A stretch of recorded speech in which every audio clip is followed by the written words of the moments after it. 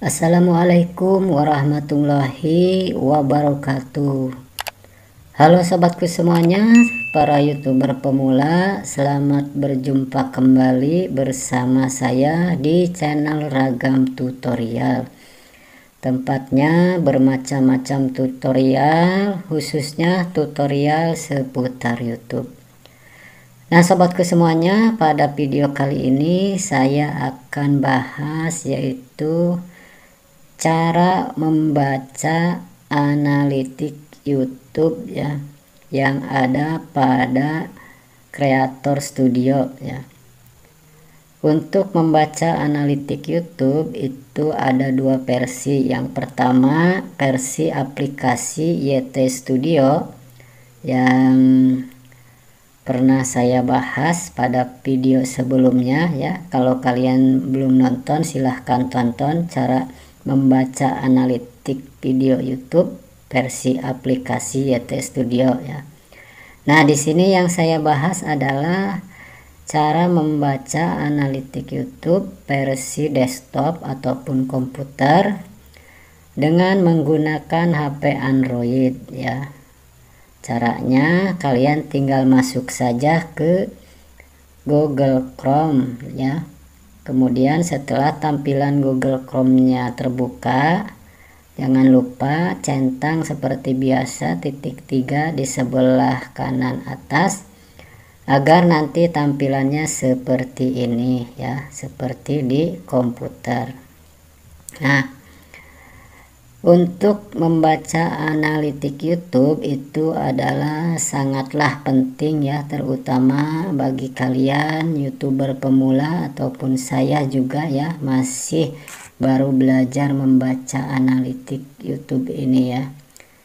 Sangatlah penting sekali. Karena apa? Karena dengan bisa kita membaca, memahami analitik YouTube, maka kedepannya untuk membuat video-video itu kita bisa menganalisa ya performanya dari video-video sebelumnya yang telah kita upload. Karena di sini semua akan dijelaskan performa video kita yang kita upload itu seperti apa ya performanya. Apakah bagus, apakah tiap harinya penayangannya meningkat ataupun menurun, atau ada penambahan subscriber. Di sini akan dijelaskan. Kemudian di sini juga ada yang namanya sumber trafiknya ya, dari sumber trafik penelusuran YouTube ataupun sistem rekomendasi eksternal dan fitur jelajah. Pokoknya di sini saya akan jelaskan. Dan kalian tonton sampai habis, jangan di skip ya, agar kalian tidak gagal paham. Oke, kita lanjutkan saja tutorialnya, simak baik-baik. Nah, di sini yang akan saya jelaskan ada beberapa menu di sini ya. Ada 4 kalau kalian lihat di sini, ini udah masuk di dashboard channel YouTube Creator Studio ya. Cara masuknya seperti tadi ya, masuk ke akun channel YouTube kalian melalui Google Chrome ya. Tinggal ketikkan saja youtube.com, youtubestudio.com, nanti kalian akan dibawa ke halaman seperti ini ya. Nah, seperti ini udah masuk ke dashboard channelnya. Nah, untuk menganalisa channel ini kalian tinggal pahami yang keempat ini. Yang pertama ringkasan, kemudian ada jangkauan, kemudian interaksi, dan kemudian penonton. Nah, di sini kita mulai ya. Kita baca yang pertama ini adalah menu ringkasan. Nah, di menu ringkasan ini artinya channel kita, atau ini keseluruhan video ya, keseluruhan video yang ada di channel kita ini dalam 28 hari terakhir itu ditonton sebanyak 234 kali ya. Ini video saya ya. Kalau video kalian saya tidak tahu ya, silahkan kalian baca sendiri di analisis channelnya. Jadi channel saya ini ditonton 234 kali dalam 28 hari terakhir ya. Kalau misalkan kalian ingin melihat ditonton dalam sepanjang waktu atau kurun waktu 365 hari, kalian tinggal klik aja menunya, ini ada di sebelah kanan atas, tinggal klik diganti. Kalian mau lihat yang 365 hari terakhir misalkan. Nah, kalau 365 akhir digabungkan, channel saya ini baru ditonton sekitar 1110 kali ya. Ini belum banyak ya, maklum channel saya ini masih baru ya. Mudah-mudahan kedepannya akan lebih banyak lagi ditonton video-video saya ya. Nah, kemudian kita kembalikan lagi, ini kita lihat, kembalikan ke semula,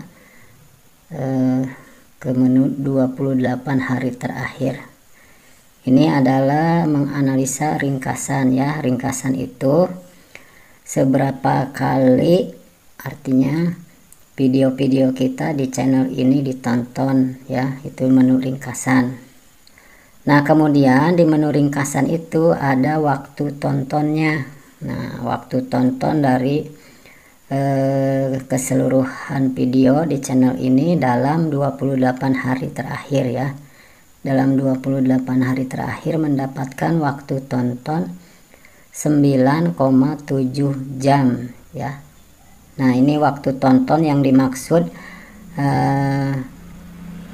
ya 4000 jam ini yang dimaksud, ini harus kita kumpulkan dalam setahun itu kita harus mencapai 4000 jam tayang ya.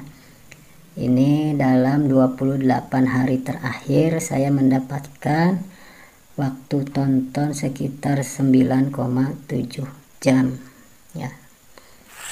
Masih jauh, masih sangat jauh sekali ya untuk mencapai 4000 jam tonton. Nah, kemudian di dalam 28 hari terakhir ini saya mendapatkan subscriber cuman 2 ya. Channel ini lumayan sangat sepi ya. Ya, saya baru merintis channel ini, mudah-mudahan kedepannya bisa berkembang, dan kalian jangan lupa tonton terus video-video saya ya, karena video saya ini sangat bermanfaat bagi para youtuber pemula ya. Nah, ini adalah menu ringkasan ya. Jadi di menu ringkasan ini ada penayangan, seberapa kali video kita ditonton, kemudian waktu tontonnya, terus kemudian subscribernya. Nah, yang kedua kita bahas, kita baca menu jangkauan. Nah, di menu jangkauan ini ada tanda panah ya. Di sini kalian harus memahami tanda panah ini. Di sini saya mendapatkan tanda panah hijau yang menjulang ke atas. Ini artinya ada peningkatan di setiap tayangan, kemudian rasio klik tayang, dan kemudian penayangannya. Nah, di sini saya akan jelaskan ya di menu jangkauan ini. Tayangan, tayangan itu artinya seberapa kali thumbnail atau sampul YouTube kita, sampul video kita ditayangkan di beranda YouTube oleh YouTube ya. Itu tayangan. Jadi kemudian rasio klik tayang, rasio klik dari tayangan itu seberapa kali thumbnail yang tayang di YouTube itu diklik oleh orang yang menonton video kita. Dan hasilnya adalah yang ketiga, penayangan. Jadi dari sekitar 2,6 ribu tayangan hanya menghasilkan penayangan sebesar 234 kali ya. Lumayan ya, segini juga. Karena apa? Di sini tidak ada tanda panah yang menjulang ke bawah ataupun menjulang ke bawah berwarna merah ataupun abu-abu ya. Di sini masih berwarna hijau. Ya, artinya masih dalam kategori bagus karena masih meningkat ya. Untuk channel yang baru permulaan ya, dianggapnya masih lumayan bagus lah. Nah, itu adalah menu ringkas, menu jangkauan ya.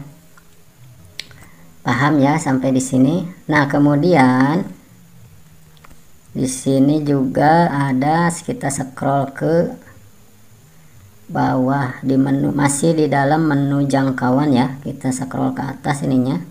Kita lihat jenis sumber trafiknya, jenis sumber trafik ya. Jenis sumber trafik itu artinya menonton video-video kita itu dari sumbernya dari mana, apakah dari sumber rekomendasi, dari sumber penelusuran YouTube, dari fitur jelajah ataupun fitur YouTube lainnya ataupun halaman channel. Nah, di sini saya akan terangkan ya.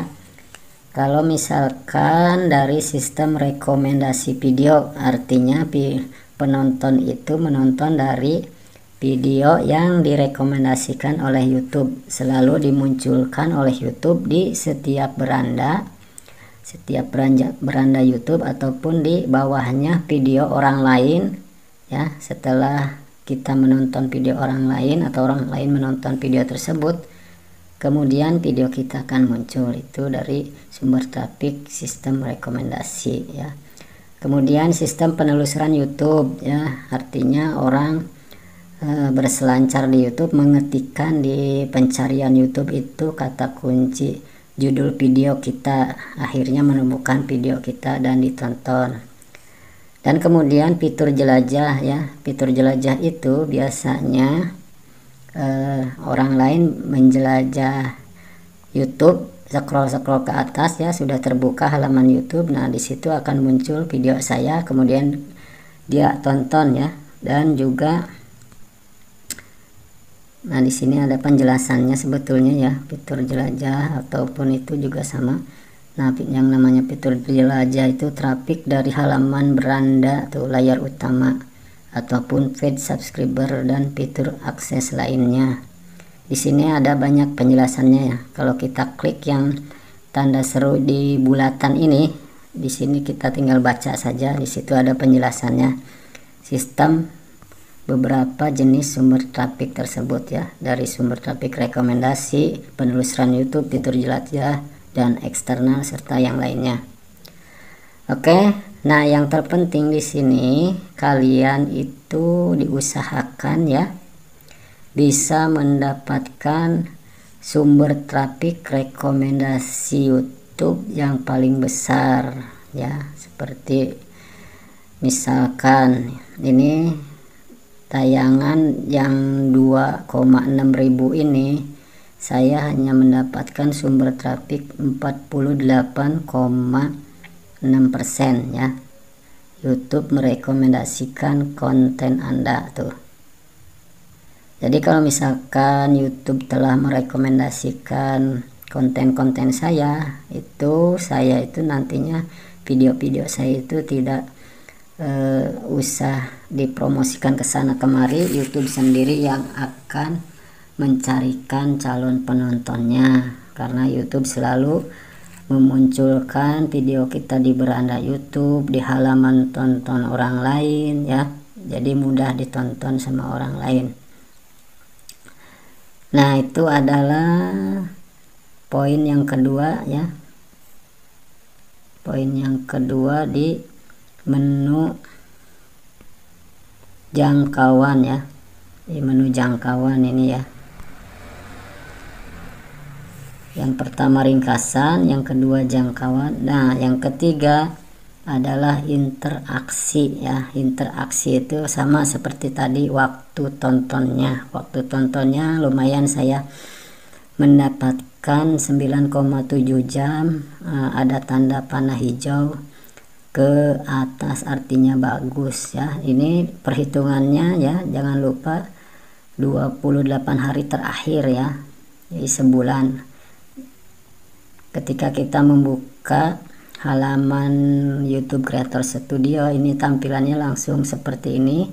Settingannya langsung dihitung dalam kurun waktu sekitar 28 hari terakhir ya. Nah, durasi tonton rata-rata dari video-video saya ini mendapatkan sekitar 2,28%. Lumayan lah. Pokoknya setiap ada tanda panah hijau ke atas itu masih dikategorikan bagus ya. Itu aja patokannya. Tuh, pentingnya kita bisa membaca analitik YouTube ya. Jadi nantinya kita tahu apakah video-video kita itu mendapatkan penonton banyak, kedepannya bisa bagus ataupun enggak ya, ataupun kita bisa memperbaiki kekurangan-kekurangan ketika kita membuat konten video kita ya. Ketika kita sebelum kita upload video, kita analisa dulu ya kekurangan-kekurangan, kita berkaca pada video-video sebelumnya yang kita upload ya. Nah, yang terakhir ini adalah penonton. Nah, di sini ada penonton unik, kemudian ada penonton yang kembali ya. Kalau penonton yang kembali biasanya dia sudah pernah menonton video saya ya, kemudian dia menonton lagi. Nah, kalau misalkan penonton unik di sini biasanya dia sudah menonton video saya di perangkat yang ini, misalkan di HP, kemudian dia pindah lagi menonton di perangkat yang lain, di HP yang lain ataupun di komputer. Nah, sobatku semuanya, mungkin hanya ini saja penjelasannya dari belajar membaca analitik YouTube ya, untuk menganalisa channel kita, video-video kita, agar kedepannya channel kita bisa berkembang. Oke, sekian saja tutorialnya, semoga bermanfaat. Wassalamualaikum warahmatullahi wabarakatuh.